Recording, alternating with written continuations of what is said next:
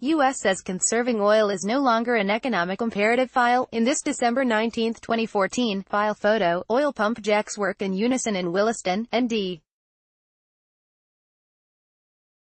Conserving oil is no longer an economic imperative for the U.S., the Trump administration declares in a major new policy statement that threatens to undermine decades of government campaigns for gas-thrifty cars and other conservation programs.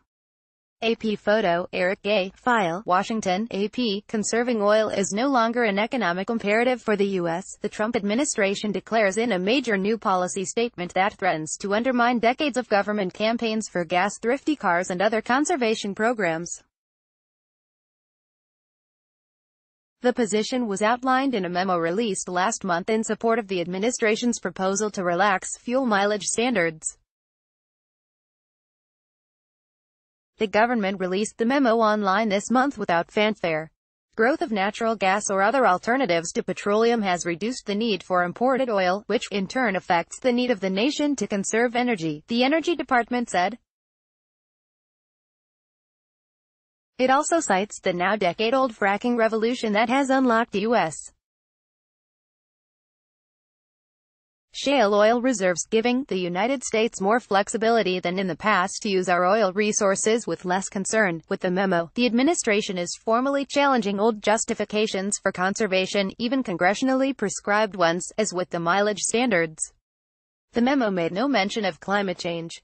Transportation is the single largest source of climate-changing emissions. President Donald Trump has questioned the existence of climate change, embraced the notion of energy dominance as a national goal, and called for easing what he calls burdensome regulation of oil, gas and coal, including repealing the Obama Clean Power Plan. Despite the increased oil supplies, the administration continues to believe in the need to use energy wisely, the Energy Department said, without elaboration. Department spokesman did not respond Friday to questions about that statement. Reaction was quick. It's like saying, I'm a big old fat guy, and food prices have dropped, it's time to start eating again, said Tom Closa, longtime oil analyst with the Maryland-based Oil Price Information Service.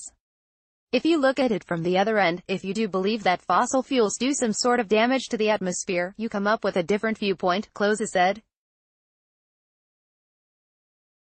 There's a downside to living large. Climate change is a clear and present and increasing danger, said Sean Donahue, a lawyer for the Environmental Defense Fund.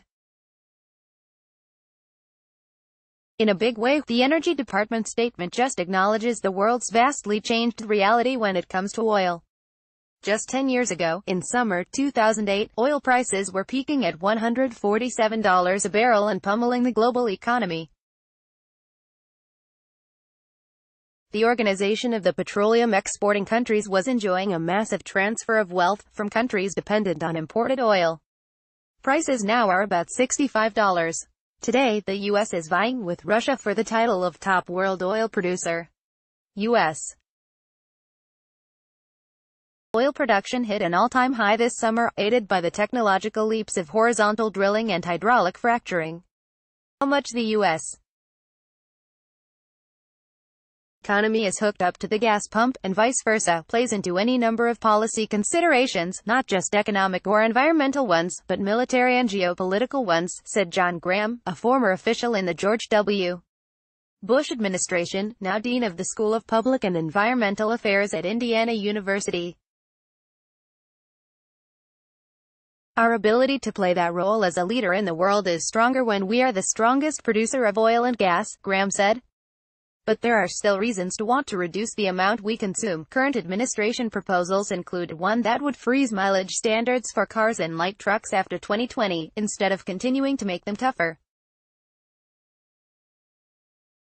The proposal eventually would increase U.S. oil consumption by 500,000 barrels a day, the administration says.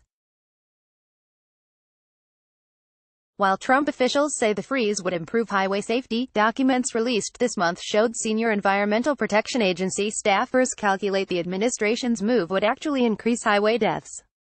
American businesses, consumers and our environment are all the losers under his plan, said Senator Tom Carper, a Delaware Democrat. The only clear winner is the oil industry. It's not hard to see whose side President Trump is on. Administration support has been tepid to dull on some other long-running government programs for alternatives to gas-powered cars.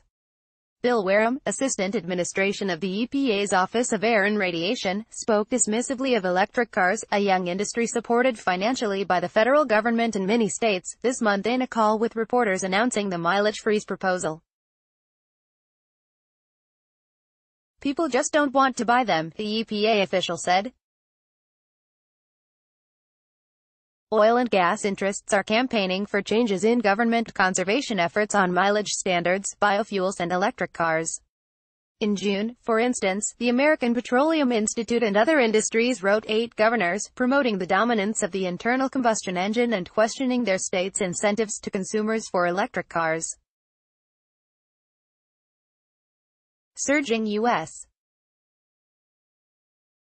and gas production has brought on energy security and abundance, Frank Macchiarola, a group director of the American Petroleum Institute Trade Association, told reporters this week, in a telephone call dedicated to urging scrapping or overhauling of one U.S. program for biofuels. Fears of oil scarcity used to be a driver of U.S. energy policy, Macchiarola said. Thanks partly to increased production, that pillar has really been rendered essentially moot, he said. Copyright 2018 The Associated Press. All rights reserved. This material may not be published, broadcast, written or redistributed.